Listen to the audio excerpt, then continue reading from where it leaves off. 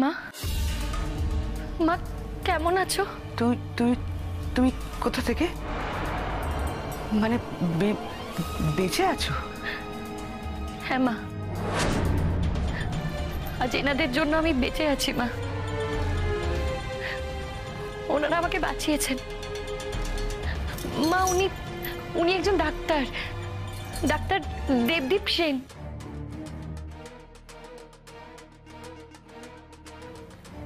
মা, যশ কোথায়? যশকে তুমি এখন কোথায় পাবে? বিয়ের কথাটা কি বলে দেবো? না না না না, এখনো বিয়ে শুরু হয়েছে কিনা কি জানি, এখন আমি কিচ্ছু বলবো না। মা, বাড়ি ফাঁকা কেন? এত আলো চলছে কেন বাড়িতে? কি কি হয়েছে মা? কিছু বলছো না কেন?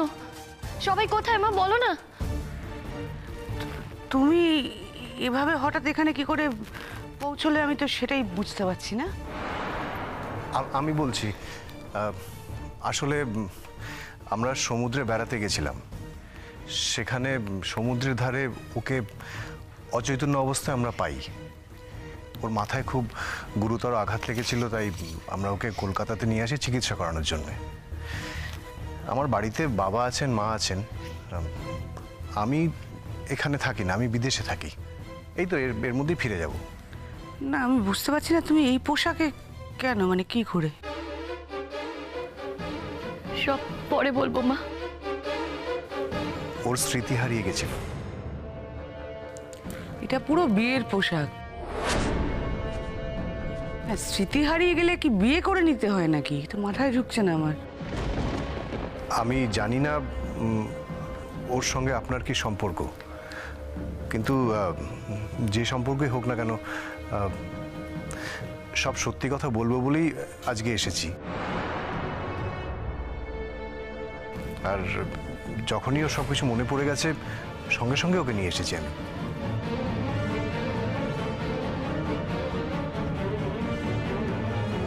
যশকে কেন দেখতে পাচ্ছি না মা? যশ কোথায়? ও রোহিণীর বাড়ি। রোহিণীদের বাড়ি? হঠাৎ? শোনো, যশ তোমাকে এইভাবে দেখলে খুব রিয়াক্ট করবে, তুমি তো চেনো ওকে। মা, আমার স্মৃতি ফিরে আসার পর আমি সোজা এখানেই ছুটে আসি মা, যশকে দেখার জন্য। আর ওকে না react। আচ্ছা আচ্ছা, যশটা কে? মানে আপনাদের সাথে যশের কি কি পরিচয়? একটা সময় ও আমার ছেলের বউ ছিল। যশ আমার ছেলে, আমি ওর শাশুড়ি ছিলাম।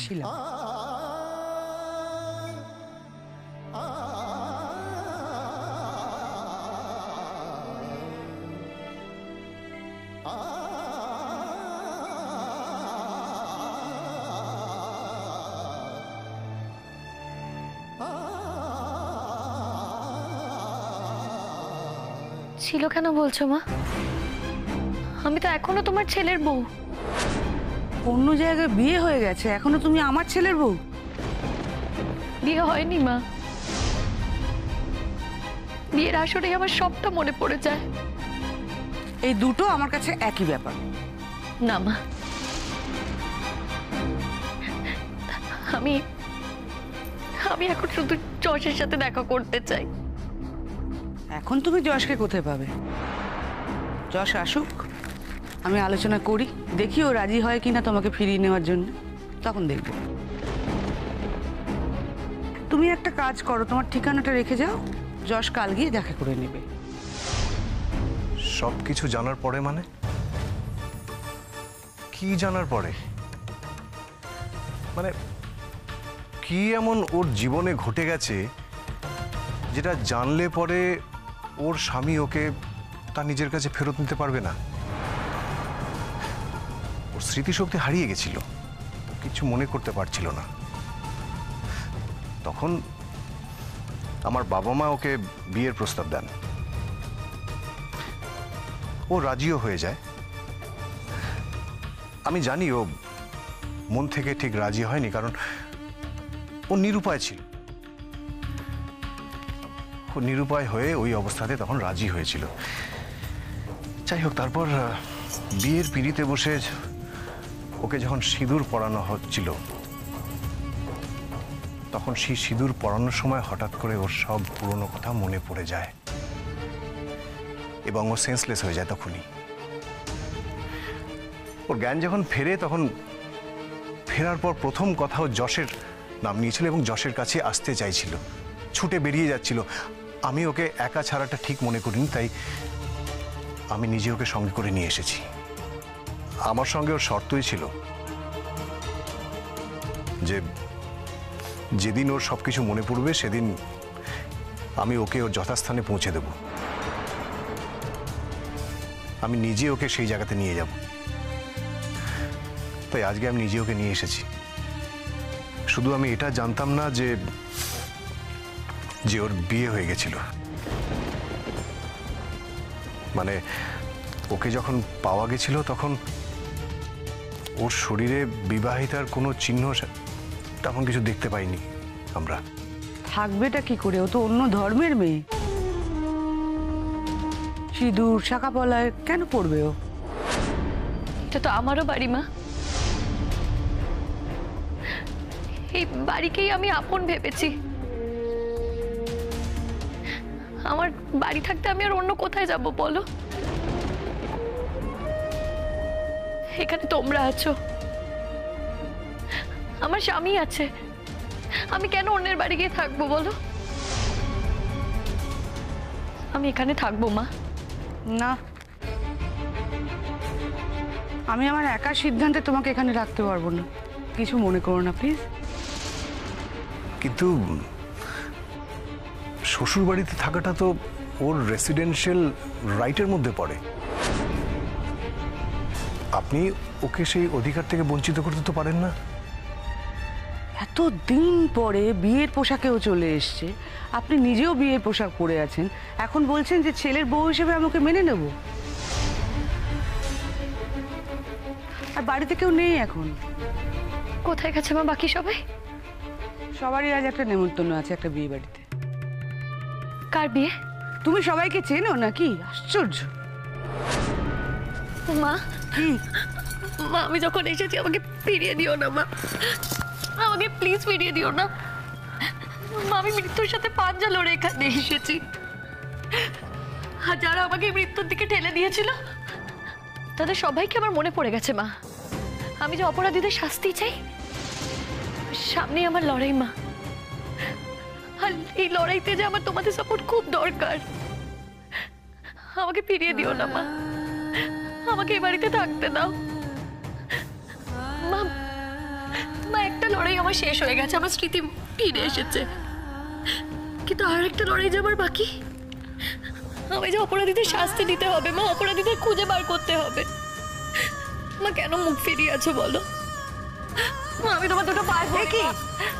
কি আমাকে এই বাড়িতে থাকতে দাও, আমাকে ফিরিয়ে দিও না মা, আমাকে ফিরিয়ে দিও না। দয়া করো, দয়া করো, দয়া করো। না না না না না না না, আমি হাত জোর করছি। আমি তো নিজের সিদ্ধান্তে কিছু করতে পারবো না। আর আমার তো বিশ্বাসই হচ্ছে না সত্যি সত্যি তুমি আর কি তুমি। আমার মনে হচ্ছে আমি স্বপ্ন দেখছি। আপনি কি স্বপ্ন দেখার কথা বলছেন? মানে আমি বুঝতে পারছি না আপনি কেন বিশ্বাস করতে পারছেন না যে ওই আপনার পুত্রবধূ। অপরাজিতা, তুমি যশকে ফোন করে দেখো তো। অপরাজিতা কি? দেখুন, আমরা তো ওর নামটা জানতাম না, তাই একটা নামে তো ডাকতে হবে। সেই জন্য আমাদের বাড়ি থেকে এই নামটাই ওকে দেয়া হয়েছিল। আমরা ওকে অপরাজিতা বলেই ডাকি। আমার তো মনে হচ্ছে এই মেয়েটি আমার ছেলের বউই নয়।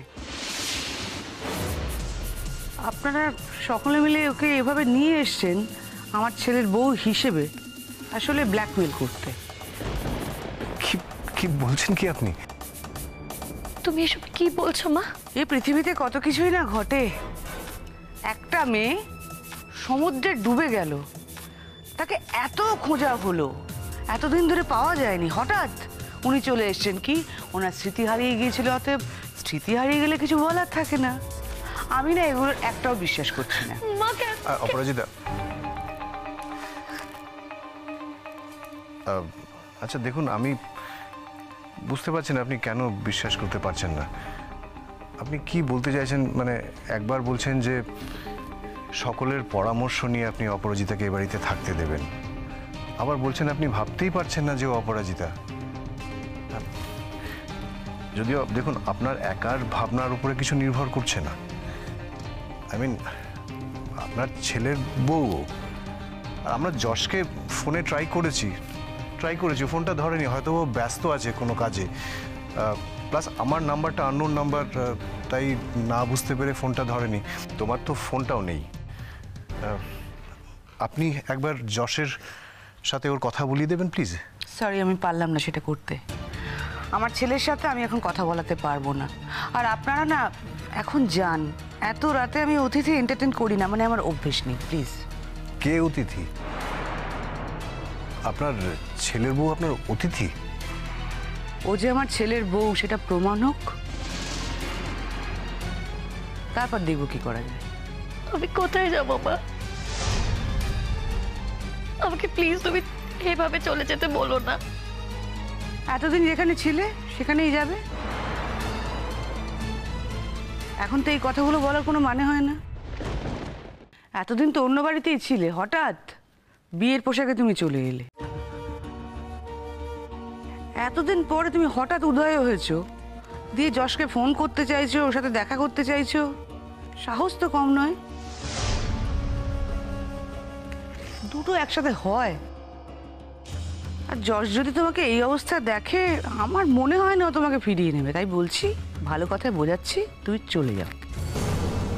চলো অপরাজিতা, আমরা পথে যেতে যেতে ঠিক করব কি করতে হবে, চলো। দেবদীপ, আমি যশের সাথে দেখা করতে চাই। দেবদীপ, আমি বললাম তো, আমরা রাস্তায় যেতে যেতে ঠিক করব। ঠিক আছে, এসো এসো তাড়াতাড়ি। মা, আজ তুমি আমাকে এ বাড়ি থেকে ফিরিয়ে দিচ্ছ তো, কিন্তু যশ আমাকে ফেরাবে না। আমি যশের হাত ধরেই এ বাড়িতে আসবো। সেগুড়ে বালি, এতক্ষণে হয়তো বিয়ে শেষ হয়ে গেছে। এবার তো রোহিণী আমার ছেলেকে আর ছেড়ে দেবে না। এখন আর কিছুই করার নেই। যাও, ভালো ছেলে পেয়েছো, তাকে বিয়ে করে নাও, আমাদের রেহাই দাও এবার। চ্যালেঞ্জ করছো? এতে চ্যালেঞ্জ করার কি আছে?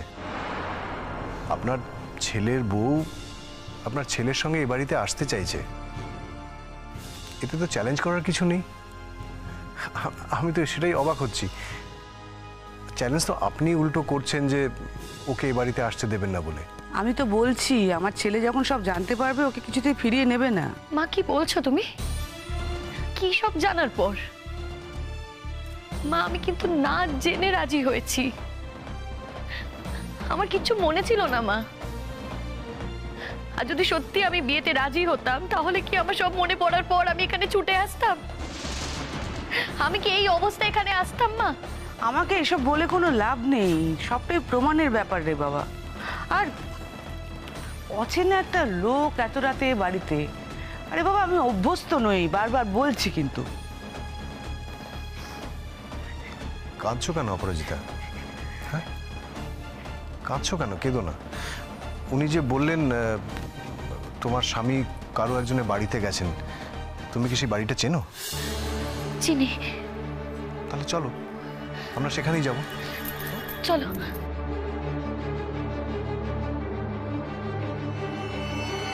এক্ষুনি যেতে হবে রোহিণীর বাড়িতে। মুখ ফুসকে আমি বলে ফেললাম রোহিণীর বাড়ি গেছে। যদি এখন ওখানে হানা দেয়, যেমন করেই হোক আমাকে পৌঁছতে হবে। রোহিণীর সঙ্গে যশের বিয়েটা যাতে কোনোভাবেই না ভেঙে যায়, সেই চেষ্টাই তো করব।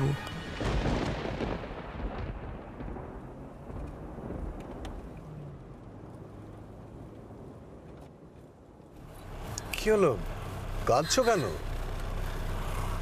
আমি তো তোমাকে তোমার হাজবেন্ডের কাছে নিয়েই যাচ্ছি। আমার কিছু মনে ছিল না, তা না হলে আমি আপনার এত বড় ক্ষতি করতাম না দেবদীপ। আমি আমার ক্ষতির কথা একদমই ভাবছি না অপরাজিতা। ও শবনম, আপনি আমাকে অপরাজিতা বলেই ডাকতে পারেন। হ্যাঁ, মানে আমিও সেটাই ভাবছিলাম। আমার মুখে না অন্য কোনো নাম এখন বসছে না। ইনফ্যাক্ট দেখো, আমি প্রথম দিন থেকে তোমাকে তো ওই অপরাজিতা নামে চিনেছি, তাই আমার কাছে তুমি চিরদিন অপরাজিতা হয়েই থাকবে। রিয়েলি সরি দেবদীপ, আপনি আমার জন্য এতটা করছেন অথচ সরি বলার কি আছে? মানে দেখো, এটা তো যে কোনো মানুষেরই কর্তব্য না, যে কোনো মানুষই সে আরেকজন মানুষের পাশে দাঁড়াবে এরকম পরিস্থিতিতে। আমিও তাই করছি। মানে ইনফ্যাক্ট তোমার জায়গায় যদি অন্য কেউ হতো আমি তাই করতাম। রোহিণীকে? যশের এক্স ওয়াইফ। যশের সাথে ওর বিয়ে হয়েছিল, ডিভোর্স হয়েছে। I see. তার মানে আমি ঠিকই ভেবেছিলাম যে তুমি একজন ডাক্তার। হ্যাঁ, আমরা তিনজনেই ডাক্তার, আমি, যশ, রোহিণীদি। আজ তুমি আমাকে এ বাড়ি থেকে ফিরিয়ে দিচ্ছ তো, কিন্তু যশ আমাকে ফেরাবে না। আমি যশের হাত ধরেই এ বাড়িতে আসবো।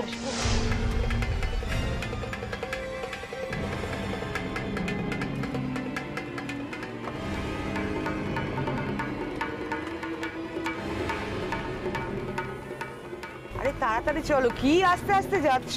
ম্যাডাম, বেশি জোরে চালালে অ্যাক্সিডেন্ট হবে। আমি তো বলছি আমার তাড়া আছে, তুমি তাড়াতাড়ি চলো, অত ভেবো না।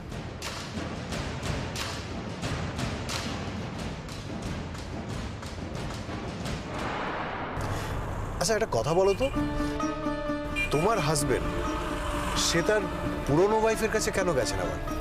আসলে আমরা তিনজনে এক জায়গাতেই চাকরি করি, ওদের যোগাযোগ ছিল না, মানে এখনো যোগাযোগ আছে।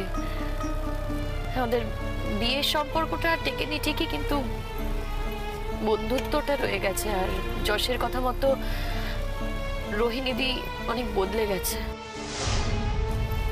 রোহিণীদি এখন ওর খুব ভালো বন্ধু। তুমি কি বলো? যে সম্পর্ক রাখছে তার কথাই তো ধরতে হবে, আমার আর কি বা বলার থাকবে।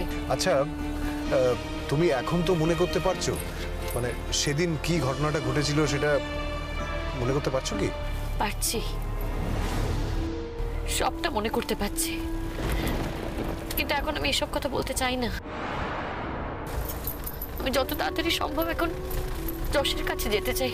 আচ্ছা, তোমার শাশুড়ি মাকে দেখে কিন্তু মনে হলো যে তিনি কিছু লুকোচ্ছেন। উনি আমায় কখনোই পছন্দ করতেন না, শুধু পছন্দ করার ভান করতেন, আর সেটা আমি বুঝতামও। তাই আজ যে আমি ফিরে এসেছি উনি খুশি হননি। তাই নাকি? কি আশ্চর্য।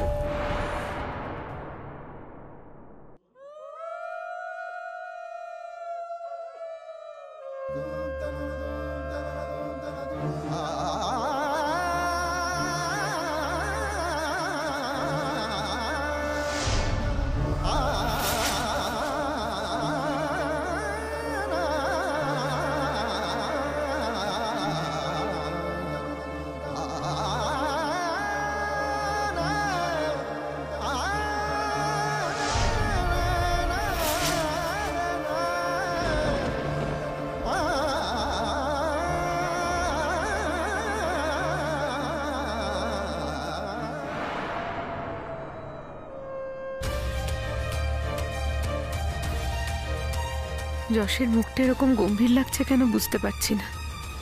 অবশ্য বুঝতে পারছি নাই বা বলছি কেন, যশ তো আসলে মনে মনে শাবনামকে ভাবছে। ভাবুক ভাবুক, আর কিছুক্ষণের মধ্যে সিঁদুর পরানোটা হয়ে যাবে, বিয়েটাও শেষ হয়ে যাবে, আর তারপর সারা জীবন ধরে যশ চাই ভাবুক না কেন আমার আর কিচ্ছু এসে যায় না। তোমার মতো মেয়েকেও কি কেউ পছন্দ না করে থাকতে পারে? মানে? না, কিছু না।